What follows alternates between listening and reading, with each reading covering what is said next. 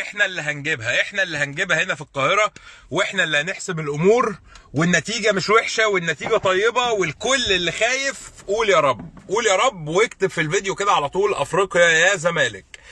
انتهاء لقاء الزمالك ونهضة البركان في ذهاب نهائي البطولة الكونفدرالية بفوز نهضة البركان 2-1. ولكن يا جمهور الزمالك اطمنوا واحذروا، ورسالة مهمة جدا جدا جدا للجميع. اثبت حضورك بلايك وعاش الزمالك، واكتب افريقيا يا زمالك. مش عايز لايك، ومش عايز لايك قد ما عايز اشوف كل التعليقات حالا كاتبه افريقيا يا زمالك، افريقيا يا زمالك، علشان الجمهور هو كلمه السر، علشان الجمهور والحضور الجماهيري وصوت الجماهير هو اللي هيجيب البطوله. صفحه واتقلبت، صفحة وخلصت. لقاء الذهاب خلص. هتقعد تنظر وتشتم في اللاعب ده وتقول المدير الفني ده ماله، واللاعب الفلاني ماله، واللاعب الاخر ماله، هتخسر البطولة. هتدعم وهيبقى عندك امل وهتبقى حاسس ان انت قادر ان انت تجيب البطولة في استاد القاهرة، يبقى انت زملكاوي. مش بس اي حد تلاقيه طالع النهارده بيقطع في فريق الزمالك، اعرف ان هو مش زملكاوي وضد الزمالك ونواياه مش طيبه. صفحه واتقلبت. الحمد لله على كل شيء، الحمد لله على كل شيء. اللقاء مش سهل. بعتذر لحضراتكم عشان بس كنت اتفرج على الماتش بره، فطالعين طبعا من العربيه. يا ريت بس تاكدوا لنا ان الصوت تمام. وكل اللي في الفيديو انا عايز حالا 10000 افريقيا يا زمالك مكتوبه، وعلى بروفايل كل واحد بيتفرج دلوقتي يكتب حالا افريقيا يا زمالك. وانتظروا طوفان الزمالك في استاد القاهره. احنا اللي هنجيبها، الجمهور هو اللي هيجيبها. التيشيرت ده ليه هيبه في افريقيا. التيشيرت ده هيبته كبيرة قوي في افريقيا.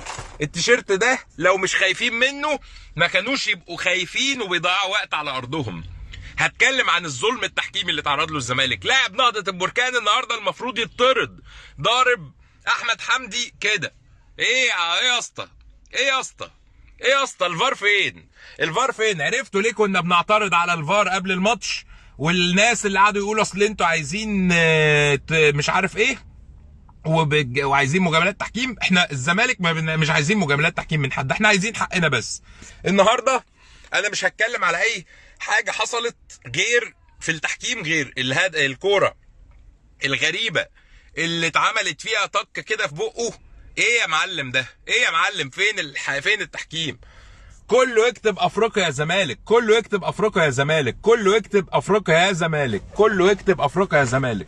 وصلوا الفيديو ده ل 10000 لايك وشهر الروح المعنويه دي. اوعى حد يحبطك، اوعى حد يحسسك انك خسران البطوله.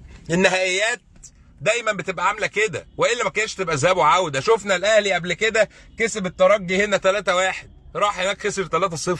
فالناس اللي بتقول صعبه، مفيش حاجه صعبه. الفريق اللي قدر يعمل ريمونتادا وهو خسران 2-0 في اول البطوله، الفريق اللي اتعادل على ارضه وراح كسب بره 3-0 اخر ماتش، يقدر يكسب نهضة البركان هنا 4-5-0. الفريق اللي قدامنا مش صعب، مع كامل احترامي لاخواتنا في المغرب والفريق نهضة البركان، الفريق مش صعب للدرجه دي، الفريق مش صعب نهائي، مش صعب للدرجه دي. كل الموضوع انك لازم تركز، كل الموضوع ان جمهور الزمالك من دلوقتي، انا عايز اللي هقوله حالا ده يتشير في كل حته. كل واحد رايح الاستاد معاه صفاره، كل واحد في مصر رايح الاستاد ياخد معاه صفاره. لعيبه نهضة البركان تلمس الكوره، دورك في المدرجات مع الهتاف تصفر. لعيبه نهضة البركان الحكم لعيب يتضرب من الزمالك تمسك صفارتك تصفر. لازم يبقى فيه الضغط الجماهيري ونزوم على الحكم. انا بقول لك زوم على الحكم، لان في ظلم تحكيمي فج باين النهارده. في طرد المفروض يحصل للاعب نهضة البركان ما اتحسبش. كل الالتحامات 100% من الالتحامات محسوبه لنهضة البركان. اللعيبه كانت بتشيل وتشلوح، مفيش انذار طلع. انذار واحد طلع، اللعيب من الفجر اللي هم وصلوا له، اللعيب طوح الكره ايد ورجل كأنه بيلعب في بولاق والعيله. هو في ايه؟ افريقيا يا زمالك، افريقيا يا زمالك. عايزين 65 ولا 68 ولا 67 الف متفرج في استاد القاهره، ما بيسكتوش. 67 الف متفرج معاهم 67 الف صفاره. في كل واحد رايح اكتب كده على طول وشير الكلام ده، اكتب وشير الكلام ده. صفاره لكل واحد رايح. انا عايز الجمهور يبقى عامل، الجمهور هو اللي رايح يجيب البطوله، عامل كده. واضغط وارفع راسك وما تخافش، وان شاء الله ربنا هيكرم الزمالك، وانا متاكد وواثق من فوز الزمالك بالبطوله دي، لان الجمهور ده يستحق البطوله.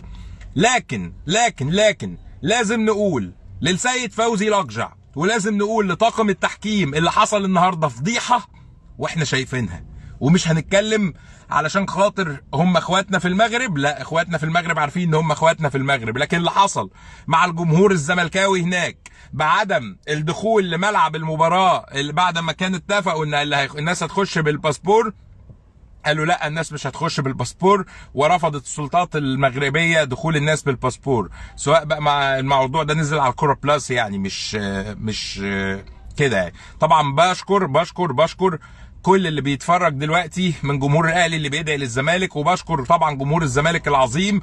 كل الناس تكتب افريقيا يا زمالك، وصلوا الفيديو ده لكل الناس، وصلوا ل100,000 لايك، وصلوا ل10,000 لايك، وصلوا في كل حته، شيروا في كل جروبات الزمالك. صفارتك معاك وتيشيرت الزمالك لابسه وصوتك في الملعب، هو ده اللي هيجيب البطوله. اي حاجه غير كده، واللي يقعد بقى يقول لي اصلي جوميز غير ما غيرش، اصلي دخل في عواد جون غلط، اصل فتوح مش في مستواه، هيبقى في مستواه. المهم يعني انا هعمل ايه لو فتوح كويس النهارده وفي مستواه بيرقص وبينيم؟ ما هو نايم الواد في الكوره اللي راحها، هان الواد بتاعهم، بس للاسف الجزيري ما حطهاش وحط اللي اصعب منها. اصلي سامسون، اصل حسام عبد المجيد، احنا اللي هندعم اللعيبه دي. اللعيبه دي لازم تنزل واخده ثقتي وثقتك وثقه الجمهور.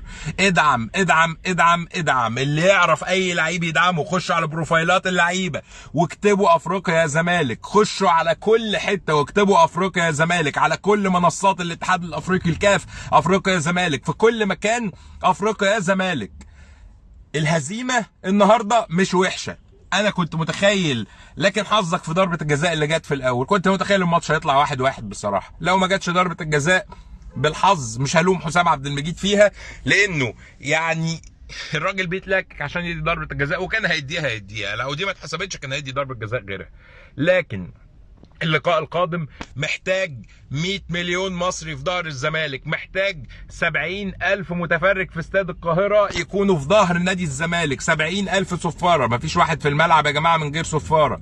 وشاير الكلام ده، والفكرة دي لازم توصل لكل الجمهور، وتوصل للكورفا، وتوصل. ابعتوا الفيديو ده لشباب المدرج التالتة يمين والالتراس، يا رجالة كل واحد معاه صفارته. والله العظيم هم بيلعبوا على ارضهم النهارده ومرعوبين، فتخيل بقى لما يلعبوا بره ارضهم، تخيل لما يلعبوا في استاد القاهره، استاد الرعب للقاره، استاد هيلعب عليه الزمالك الاقدم في افريقيا مع النادي الاهلي 1911. الزمالك ده دول من 1911 دي. فكل الناس تقول يا رب، كل الناس تقول يا رب افريقيا يا زمالك.